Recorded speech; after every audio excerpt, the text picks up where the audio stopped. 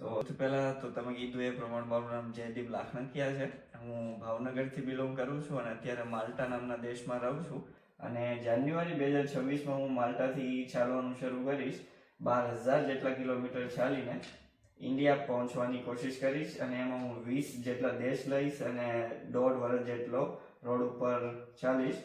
અને આ બધું હું કરું છું ખાલી ને ખાલી ક્લાઇમેટ ચેન્જ માટે અને સસ્ટેનેબલ લિવિંગ માટે.